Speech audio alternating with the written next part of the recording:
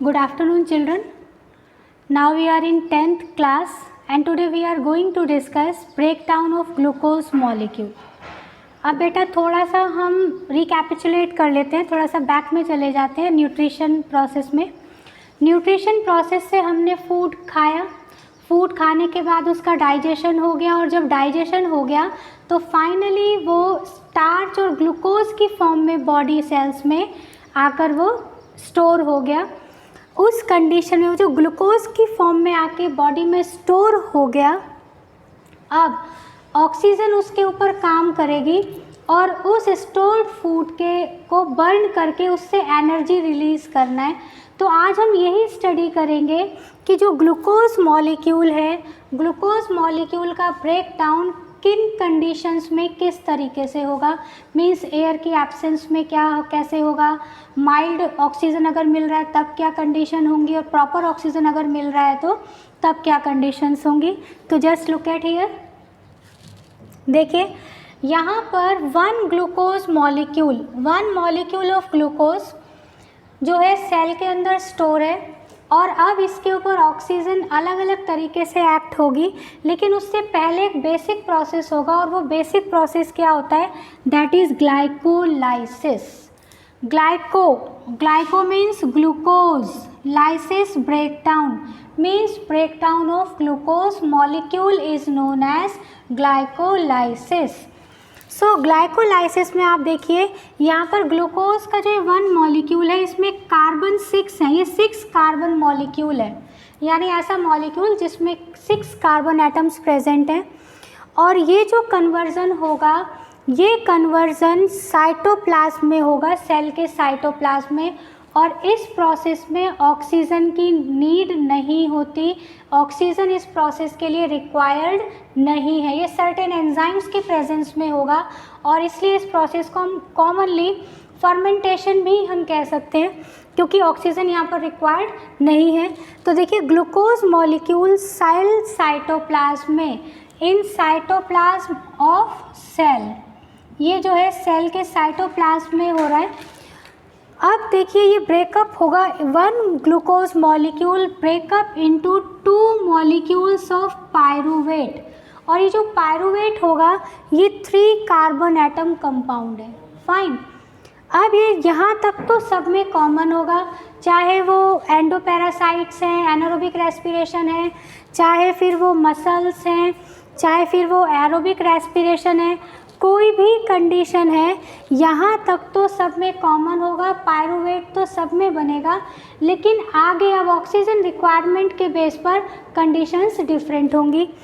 यहाँ पर देखिए एनारोबिक रेस्पिरेशन, जब ऑक्सीजन बिल्कुल नहीं मिल रही है ऑर्गेनिज्म को, जैसे कि यीस्ट हो गया या एंडोपैरासाइट्स हो गए। एंडोपैरासाइट्स क्या है, किसी दूसरी लिविंग बॉडी के अंदर प्रेजेंट होंगे तो डायरेक्ट एनवायरनमेंट के कांटेक्ट में नहीं है, डायरेक्ट ऑक्सीजन उनको नहीं मिल पा रहा है।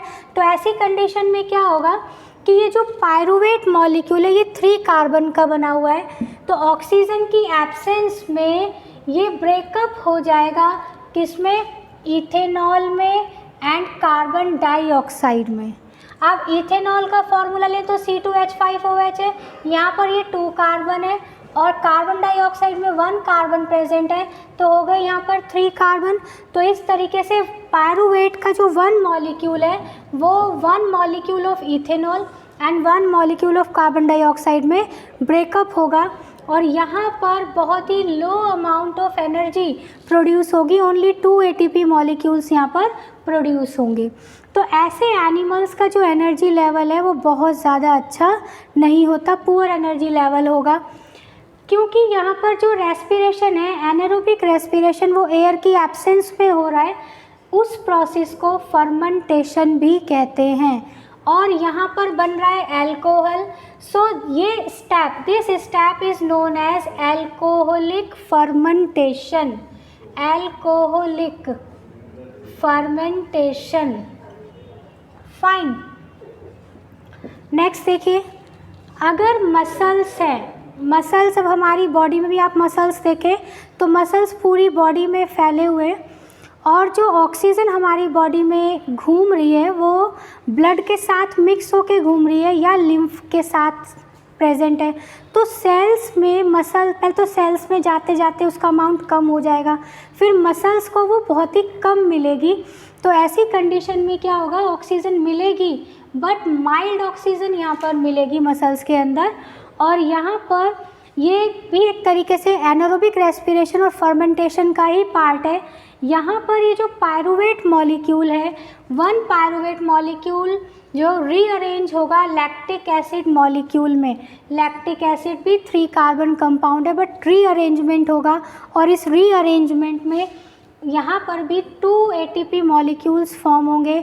तो ये भी लो ATP बन रहे हैं, तो लो एनर्जी प्रोसेस होगा। यहाँ पर भी इन जगह भी एनर्जी लेवल कम होगा। यानी अगर हम देखें तो हमारी मसल्स बहुत जल्दी थक जाती हैं, थोड़ा सा काम करेंगे और मसल्स में क्रैम्प्स होना शुरू हो जाएगा। तो वो इसीलिए होना शुरू हो जाता है कि धीरे धीरे मसल्स में जितनी एनर्जी है वो कंज्यूम हो गई और लैक्टिक एसिड का जो एक्यूमुलेशन है वो इंक्रीज़ हो रहा है। जितना ज़्यादा लैक्टिक एसिड मसल्स में बनता जाएगा उतना ही पेन बढ़ता जाएगा।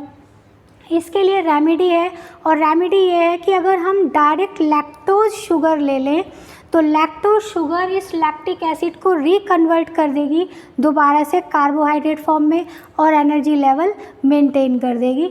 और उस लैक्टोज शुगर का जो बेसिक सोर्स है वो है मिल्क। अगर हम दूध पी लें तो उस वक्त एनर्जी लेवल फिर से मेंटेन होगा, थकान काफ़ी हद तक कम हो जाएगी।